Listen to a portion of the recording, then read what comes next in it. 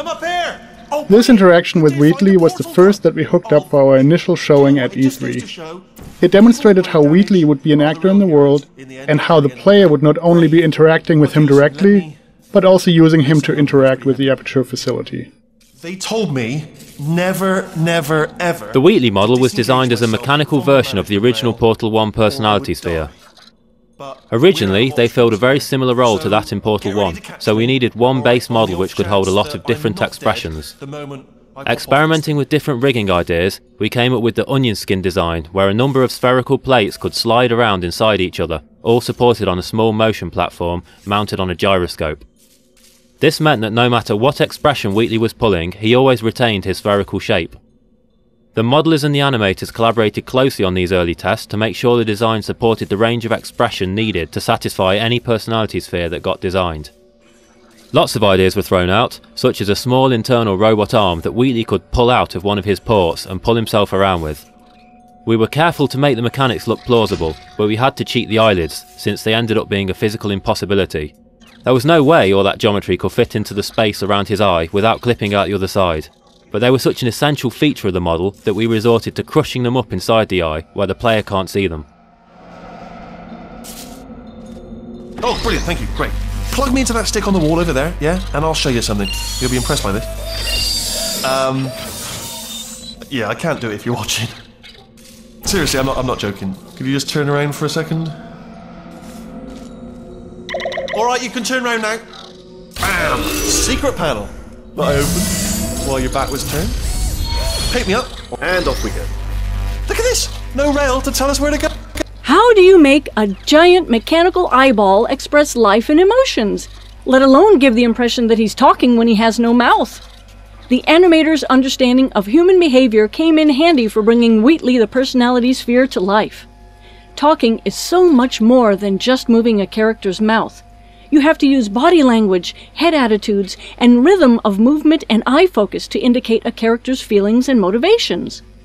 Slow, smooth head moves, a steady gaze, and a relaxed eye aperture indicate that Wheatley is calm. Short, sharp head turns, rapid blinks, and glancing around indicate nervousness or deceit. Add a tightly constricted eye aperture and a little shiver to show fear. Tilting the body away while keeping the eye focused on the player signals an attempt at cleverness that ultimately only fools Wheatley himself. Suspicion is communicated by squinting his eyelids and handles, which function as very expressive eyebrows and cheeks. It's also fun to remind the player that Wheatley is a machine. When hacking, his eye and body segments become perfectly centered and spin mechanically, inspired by the spinning tape reels on old UNIVAC computers. And when he wants to look far in front, he flips his eye all the way over to the other side of his head. This animation approach, combined with the writing and vocals, makes Wheatley quite a unique and entertaining character. Part human, part machine, all eye, and no brain. Panic over, she's off. All fine, on we go. There she is. Originally, GLaDOS was built to curl up and disguise herself as one of her rings, potentially explaining how she had survived the explosion at the end of Portal 1. But this wasn't a very dramatic reveal, so we threw it out in favor of spreading her out over a greater distance. This also made her more recognizable as GLaDOS when you initially crossed the room. The actual wake-up animation was a combination of simulated animation with a layer of hand-keyed animation over the top. A two-stage model was created for this scene. The first stage had separate pieces and connecting cables that would be drawn together by running a physics simulation so that the pieces would interact with the environment.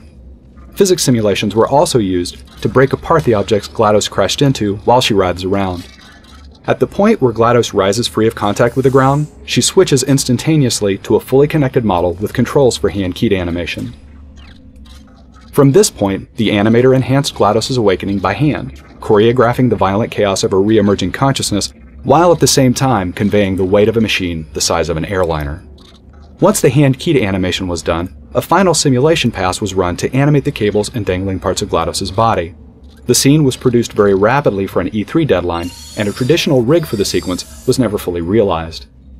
This made it difficult when we extended the sequence after E3 to add further animation, but we accomplished it by bearing in mind that GLaDOS herself is pretty broken at this point.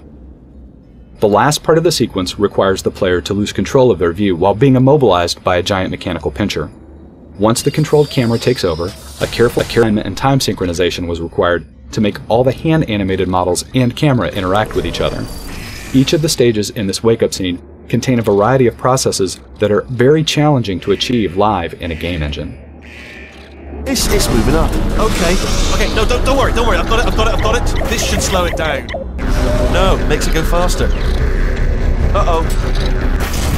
Power up initiated. Okay, don't panic. All right, stop panicking. I can still stop this. Oh, there's a password. Okay, it's fine. I'll just hack it. Not a problem. A. Okay.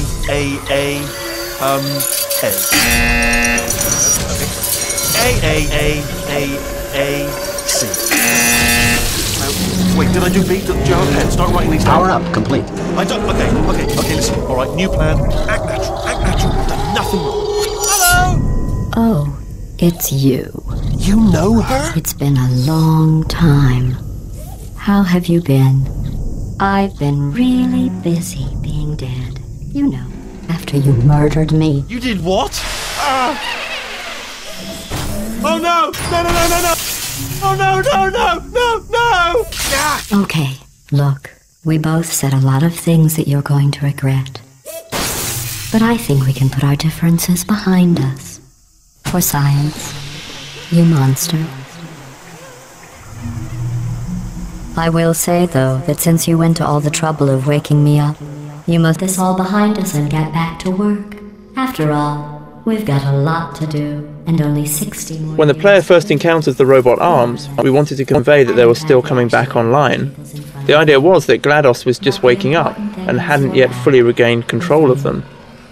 Slowly over the course of the first few levels of this act, she gets more sure of herself, and her ability to alter and mess with the lab increases. The arms presented a number of challenges, the key one being the interaction with the player. It was easy for the player to get stuck behind or inside of the models if they did something too complex. So we had to limit most of the arm action to the walls or ceilings of the test chambers, and we restricted their use on a larger scale to areas where we could be sure of the player's location.